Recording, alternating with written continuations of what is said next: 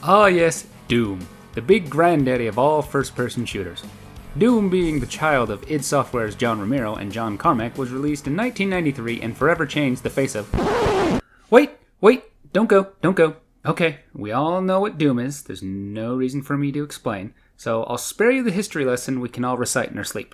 Hello, and welcome to the inaugural episode of Console FPS, where I, a balding 20-something with an annoying nasally voice, take a look at console ports and console-exclusive first-person shooters. For this very special first episode, we'll be taking a look at the often overlooked Doom 64 for the, well, Nintendo 64. Now, if you're moderately familiar with Doom, you're probably aware that this game gets ported to fucking everything. And I mean everything. Super Nintendo, Sega 32X, Game Boy Advance, 3DO, phones, toasters, the list goes on. So for the longest time when I saw Doom 64 cartridges, I thought it was merely just another port.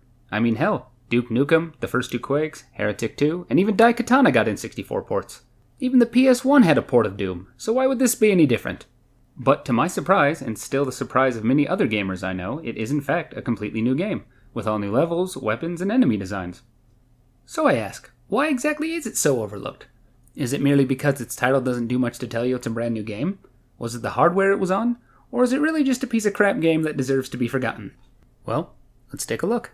After going through the awesome opening, the first thing you'll most likely notice is, well, the fact that you can't actually notice anything. It's too dark to notice anything. Seriously, what the hell? I can barely see anything here. Ow! And now I'm taking damage from shit I can't see. Well, we're off to a good start.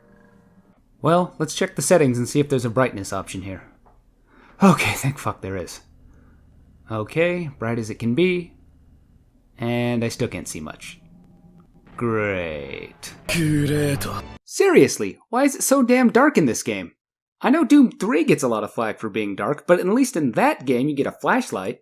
This? You just get nothing. Well, after adjusting the setting on my TV, I can finally see what I'm doing. Now let's try that again. There are enemies in cages here, and they can shoot me. That's kind of odd. Why put these two enemies so far off to the side of each other? And why put them in cages at all? I mean, sure, it's a good idea to let the player get used to the controls without them walking around, but it's kind of mitigated by them being right next to the player spawn, so far apart from each other, and you know, being able to shoot the player. There's no real way a first-time player would be able to avoid damage here. Then, further down the hallway while you're fighting more Marines, a pinky will appear behind you without you having any way of knowing. So within a minute of starting the first level while you're still getting used to the controls, you're already being sandwiched between two enemies. Now, I hate to sound like a casual, but that seems pretty damned unfair for the first level. I know Doom has always thrown in a lot of traps and dick moves like this, but again, it's the first freaking level. Save this shit for the later levels when the player has a better grasp of the controls and mechanics. Okay, first level done. I guess that wasn't so bad. Just a couple of odd design choices for a first level. You know, something's kind of odd here. Something's missing. I can't quite place my finger on it, but... Oh yeah! Where's the kick-ass music?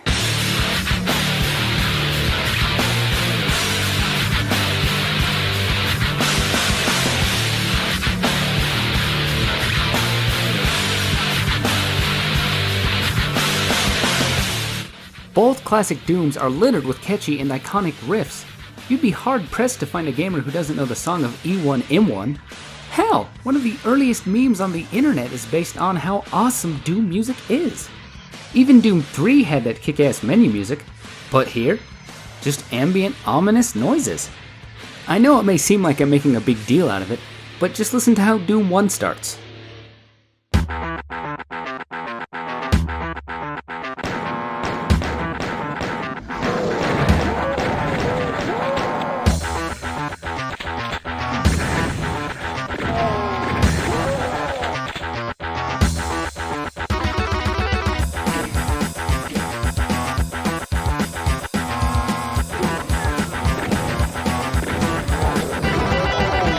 Now listen to Doom 2.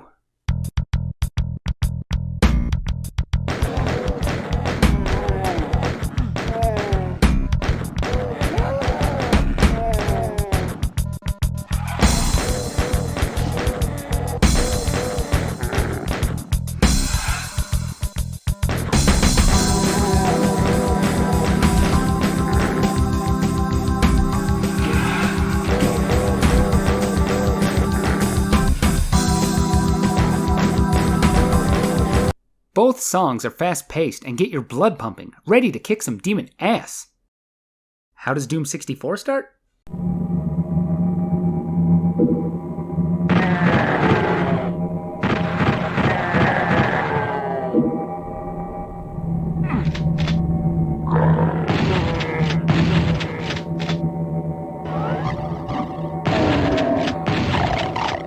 Yikes. All of Doom 64's soundtrack, with the exception of the opening cinematic and text scrolls, are filled with these types of noises. Not a single metal riff or funky jam to be heard. But you know what? That's not necessarily a bad thing. Doom was always meant to be kind of a horror game. Sure, it was campy, but it was obviously inspired by various horror films and intended to scare you at least a little. And in Doom 64's case, the ambient noises do just that. Many of these tracks are absolutely chilling to listen to, especially if you're playing this game late at night by yourself. I mean, just listen to this track.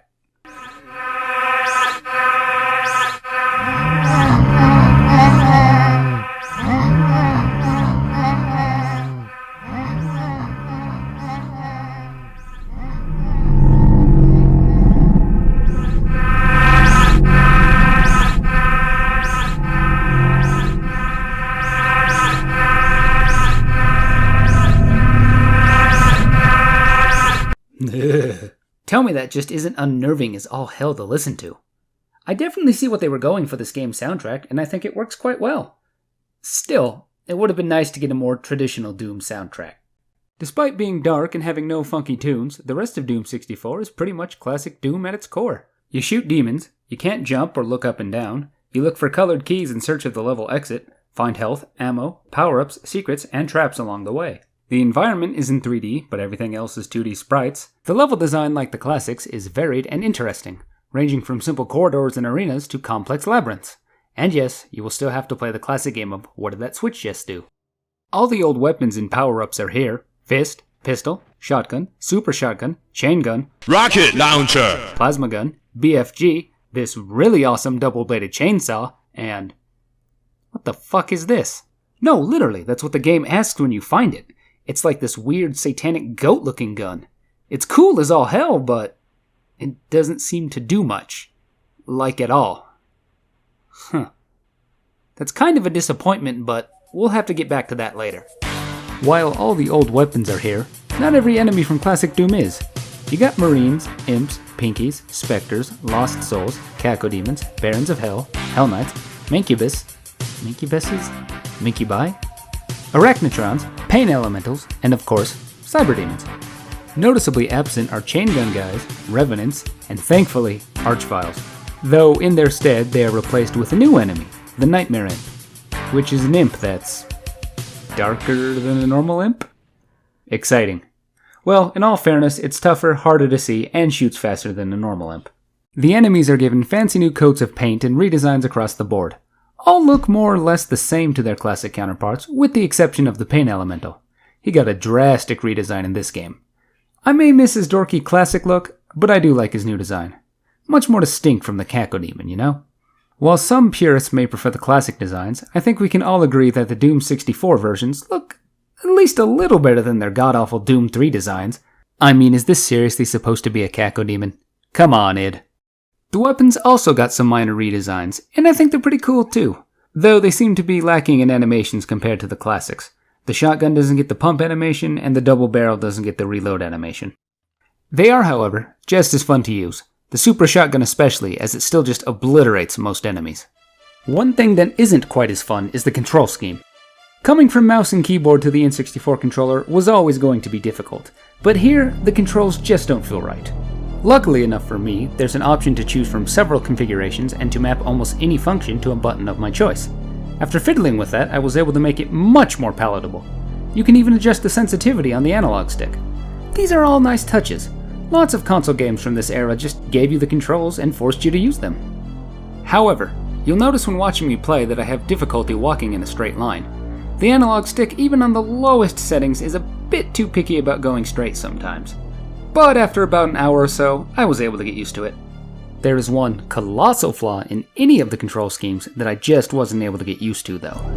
And that is, if you want to sprint, you have to use the D-pad. Yeah, if you hit the sprint button while moving with the analog stick, nothing happens. Now that's not the worst thing in of itself. As we all know, the N64's controller wasn't designed with human hands in mind, and this game did come out pretty early on in its lifespan. So some stupid shit like this is to be expected every now and then. Growing up on the N64, I am no stranger to occasionally using the leftmost grip for certain games. Guess I'll just use it here from now on. Now this is what I would be saying if it weren't for the fact that the D-pad is slow as absolute hell when you want to turn, and unlike the analog stick, there's no option for changing the turning speed.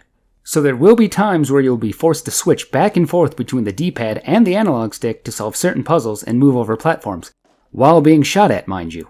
This is without a doubt the worst part of this game, and it all could have been fixed if they just let you sprint with the analog stick or adjust D-pad sensitivity. I need to take a break. I'm going to continue this in a part 2.